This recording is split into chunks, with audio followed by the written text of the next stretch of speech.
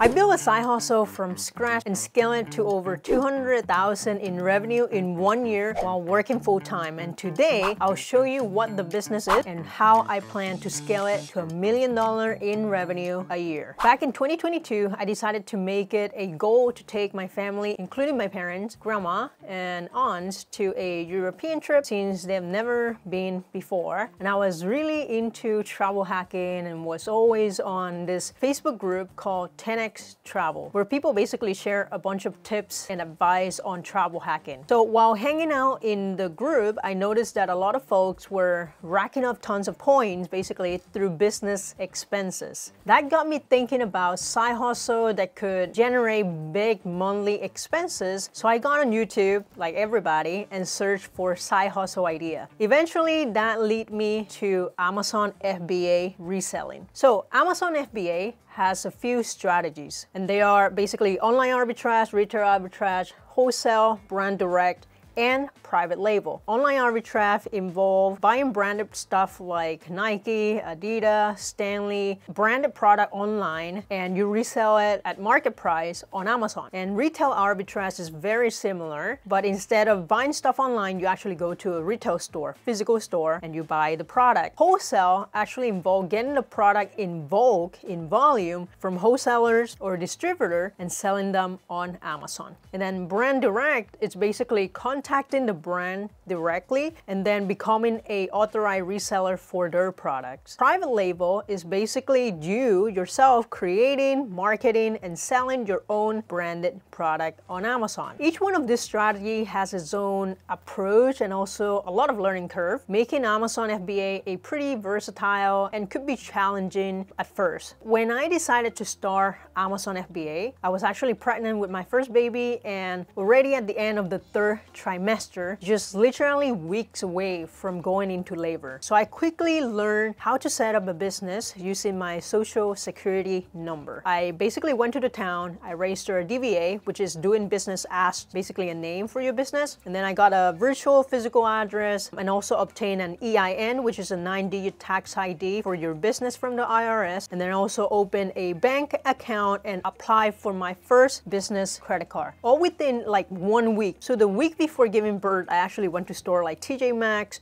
Marshall, Walmart to learn how to use a scanning app called SellerAmp, which is used for finding product that I can resell for a profit. So on the day I actually went into labor, I shipped my first box of product to Amazon warehouse and I was on fire. I remember the excitement of seeing my very first sale at the end of November 2022. It was thrilling to know that I didn't have to ship anything to the end user because Amazon handled all the logistics for me once you ship them the box of product. So in my first month doing retail arbitrage, which is what I started with, I generated a little over $1,000 in revenue, but only $125 in profit. But by the second month, I brought in about $3,100 in revenue with about $560 in profit. And then the third month, I brought in even more. I increased the revenue to $7,800 with a profit of $1,500. However, in the fourth month, despite putting a lot more time and a lot more work, I only brought in about $6,400 in revenue and made just $280 in profit due to very large software expenses. As your business grows, you kind of have to spend a lot more in different software. I was also returning to full-time work after my 12 weeks of maternity leave. So I noticed that I basically spend my weekends driving around for like 12 hours and hopping from store to store to find and buy products. And then I spend the evening basically just preparing, removing stickers and ship them to Amazon warehouses, often until like 3 a.m. It was pretty rough. The first few months were pretty tough due to all the new things that I had to learn. During this 4 months of RA, combined, I basically brought in about $18,482 in revenue and generated $2,566 in total profit. However, this made me realize how how much time I was spending away from my newborn just to make a few $100s a month. Despite the challenges though, I didn't give up on this venture. I was basically generating a good amount of points for travel. So I was opening business credit card every 30-day to 60-day each, and each one of them have a welcome bonus that is pretty substantial. So this first few months gave me the confidence and basically positive reinforcement that I could make this business work. It was a really great proof of concept for starting my own company. So I knew that to scale this business, I couldn't keep spending hours just like driving around, hopping from one store to another, trying to find profitable inventory, but only getting one or two of each product. That was not very scalable. That's when I actually decided to invest more in my education. So I used all the profit that I had made so far, and then I bought an Amazon FBA course. It was a very expensive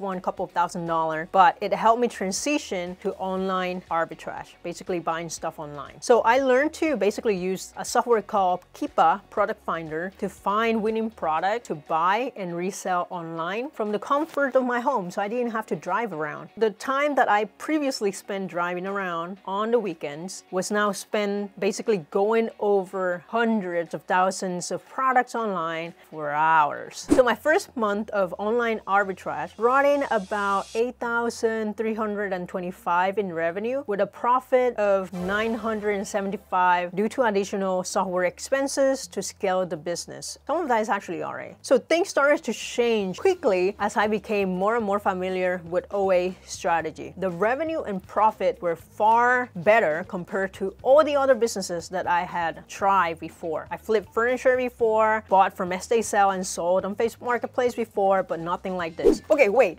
Before I continue with the numbers, please hit the like and subscribe button if you haven't yet to show support for this very small channel.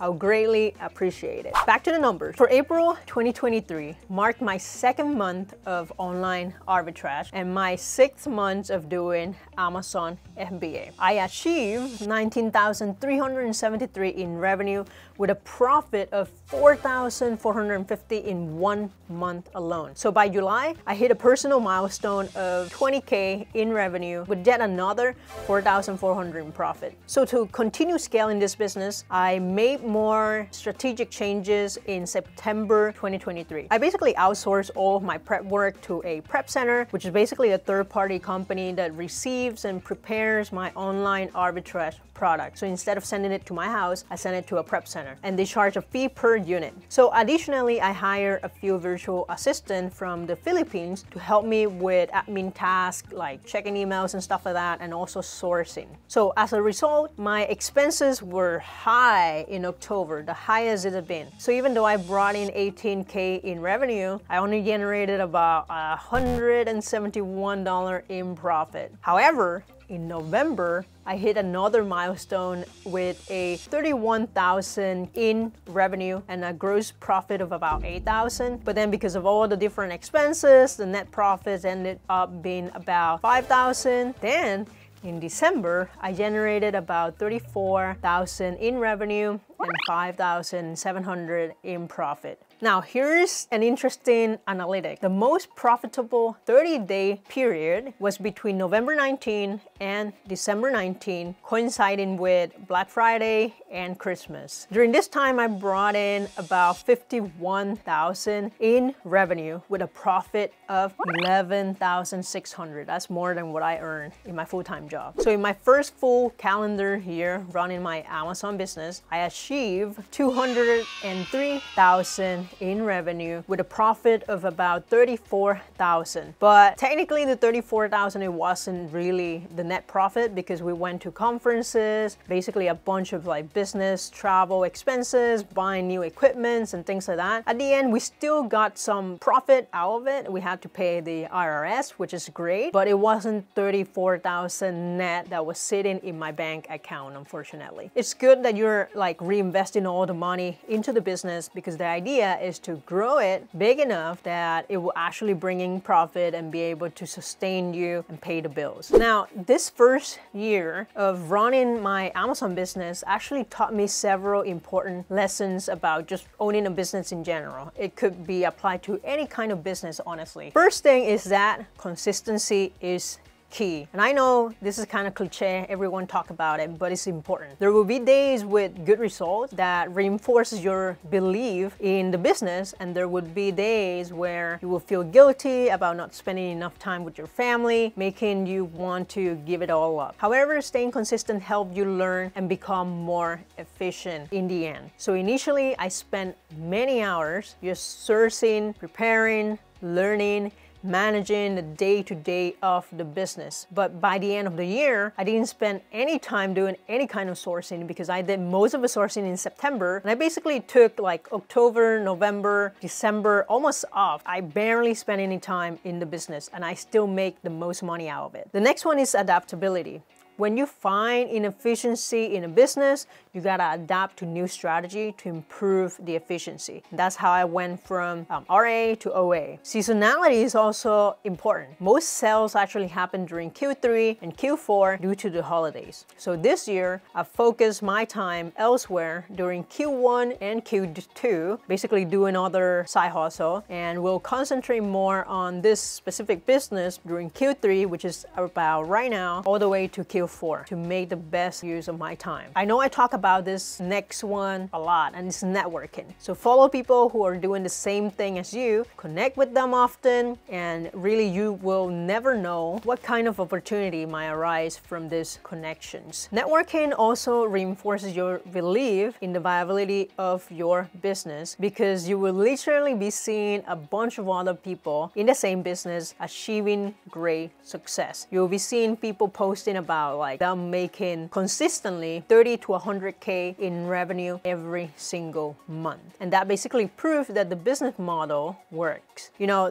they have already demonstrated that success. If they can do it, so can you. Now, looking into the present so far in 2024, I have brought in about 70K in revenue with a net profit of about $11,000. I spent a little bit more hiring people and stuff. So remarkably, I now spend only about 7 hours a week on this business, a quarter of the time I actually spent last year since it's the low season right now. However, sourcing remains the #1 bottleneck in this business. It requires a lot of time to qualify and purchase good products and constantly monitor sales that is going on in all the different retail stores. Could be very time consuming. So moving forward, I actually aim to yet again transition to a different strategy, and that is wholesale and brand direct. The virtual assistant I hired before have already researched and contacted over 1,000 brands for me, and we have already opened about 20 to 30 accounts so far, but I still have to basically manually go over their catalog and see what product is actually selling well on Amazon and how many of them I can buy. And then I will have to call them, build a relationship, negotiate the pricing to make it a worthwhile purchase. And then the benefit of going into wholesale and brand direct are pretty significant because while the profit per unit is lower, you can actually secure a larger volume. It's a volume game. Additionally, once you overcome the initial phase of finding good products in a specific brand, the ongoing sourcing effort basically decreases because we'll simply place a purchase order with the brand every month, and the prep center would handle all the preparation and shipping it to Amazon. So in the end, I really don't have to do much. It will be even less time that I have to spend in this business. So as with any new venture, setting up new system and also processes takes time in the beginning. The goal is to make the business leaner and more efficient. Once that's achieved, operations should basically run more smoothly. So this is my plan for 2024 and 2025. It's basically to scale the business to about $1 million